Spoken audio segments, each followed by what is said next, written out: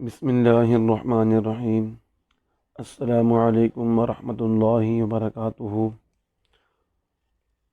گزشتہ ویڈیوز میں ہم نے حروف تہجی کی پہچان کرنا نہایت ہی آسان طریقے سے سیکھا تھا اور حروف تہجی کو روایتی انداز میں پڑھنا بھی سیکھا تھا۔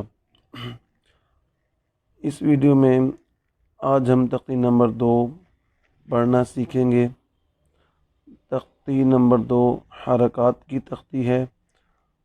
ہم اس تختی میں سیکھیں گے کہ حرکت کسے کہتے ہیں، حرکت والے حرف کو کیا کہتے ہیں اور حرکات میں کیا فرق ہے اور ان کو کیسے ادا کرتے ہیں، مطلب کیسے پڑھتے ہیں۔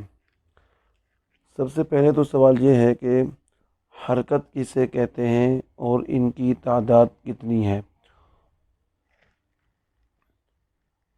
زبر زیر پیش کو حرکت کہتے ہیں۔ ان کی تعداد 3 ہے اور ان تینوں کو ملا کے اگر ہم بیان کریں کسی جگہ پر تو ہم ان کو حرکات کہہ کر مخاطب کرتے ہیں۔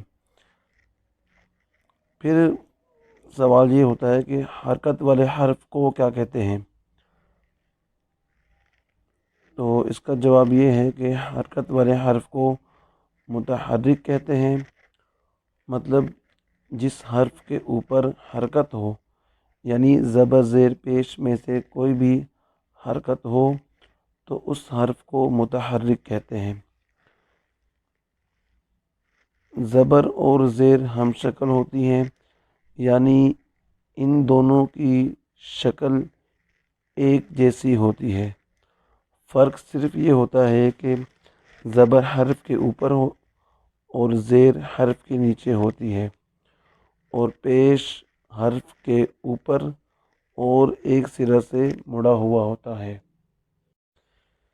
یعنی ان کی آواز زبر کو پڑھتے ہوئے کیسی ہوگی، زیر کو پڑھتے ہوئے کیسی ہوگی اور پیش کو پڑھتے ہوئے کیسی ہوگی۔ تو اب ہم باقاعدہ تختی نمبر 2 کو پڑھنا شروع کرتے ہیں اور آتے ہیں قاعدہ تیسیر القرآن کی جانب۔ تو اس قاعدے میں آپ یہ دیکھ رہے ہوں گے کہ لفظ کے اوپر ایک لائن یعنی ان کی آواز زبر کو پڑھتے ہوئے کیسی ہوگی، زیر کو پڑھتے ہوئے کیسی ہوگی اور پیش کو پڑھتے ہوئے کیسی ہوگی۔ تو اب ہم باقاعدہ تختی نمبر 2 کو پڑھنا شروع کرتے ہیں اور آتے ہیں قاعدہ تیسیر القرآن کی جانب۔ تو اس قاعدے میں آپ یہ دیکھ رہے ہوں گے کہ لفظ کے اوپر ایک لائن لکھی ہوئی ہے۔ اس لائن کو زبر بولتے ہیں، کیونکہ یہ لفظ کے اوپر ہے اس لیے ہم اس کو زبر بولیں گے، تو یہ زبر کہلاتی ہے۔ اسی طرح جیسے لفظ کے نیچے یہ لائن لگی ہوئی ہے، تو اس لائن کو جب یہ لفظ کے نیچے ہوگی تو ہم زیر کہیں گے، یہ زیر کہلاتی ہے۔ زیر ہمیشہ حرف کے نیچے ہی ہوتی ہے، یعنی یہ لائن اور زبر والی لائن ایک جیسی شکل کی ہیں، لیکن فرق صرف یہی ہے کہ زبر حرف کے اوپر لکھا ہوتا ہے اور زیر حرف کے نیچے لکھا ہوا ہوتا ہے۔ اور پیش یہ دیکھیں، یہ بھی حرف کے اوپر ہوتا ہے لیکن یہ ایک سرے سے مڑا ہوا ہے۔ آپ دیکھ سکتے ہیں کہ پیش ایک سرے سے مڑا ہوا ہے۔ یہاں پر ہم نے آپ کو ان تینوں حرکات دکھا دی ہیں، امید ہے کہ آپ کو یہ یاد ہو جائیں گی جلد۔ اور ایک بات جو بہت زیادہ ہم نے دھیان میں رکھنی ہے وہ یہ ہے کہ حرکات کو ادا کرتے ہوئے حرکت کی آواز کو لمبا بھی نہیں، یعنی کھینچ کے بھی نہیں پڑھیں گے، یعنی لمبا بھی نہیں کریں گے اور جھٹکا دے کے بھی نہیں پڑھیں گے۔ اس طرح کے آخر میں حمزہ ساکن کی آواز آئے تو جھٹکا بھی نہیں دیں گے اور کھینچ کے بھی نہیں پڑھیں گے۔ ابھی ہم اس کو پڑھنا شروع کرتے ہیں تاکہ ایک دفعہ ہمیں تختی صحیح طرح سمجھ میں آ جائے۔ اعوذ باللہ من الشیطان الرجیم، بسم اللہ الرحمن الرحیم۔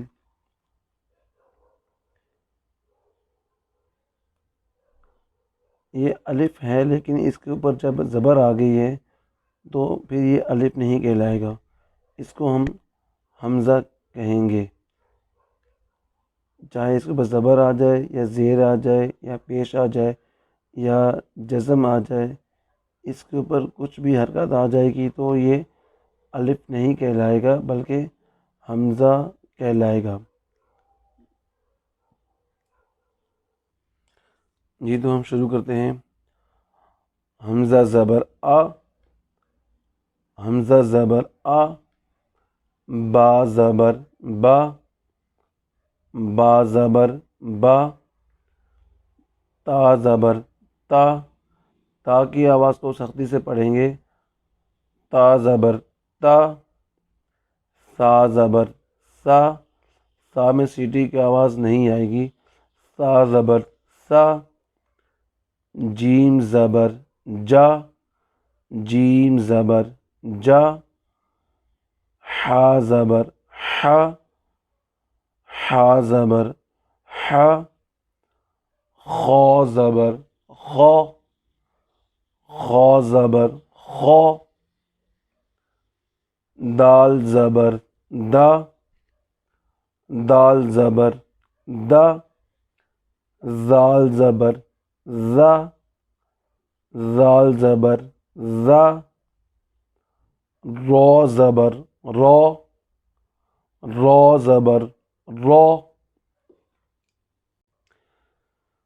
زا زبر زا، زا زبر زا، سین زبر سا، سین زبر سا، شین زبر شا، شین زبر شا، صاد زبر صا، صاد زبر صا، ضاد زبر ضا، ضاد زبر ضا، طا زبر طا، طا زبر طا،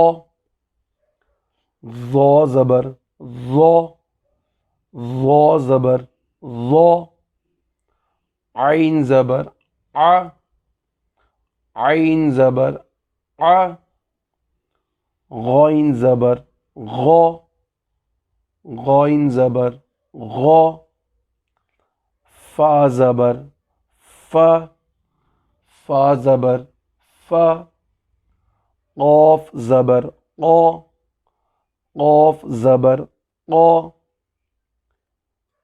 کاف زبر کا، کاف زبر کا، لام زبر لا، لام زبر لا، میم زبر ما، میم زبر ما، نون زبر نا، نون زبر نا، واو زبر وا، واو زبر وا، ہا زبر ہا، ہا زبر ہا، حمزہ زبر آ، حمزہ زبر آ، یا زبر یا، یا زبر یا۔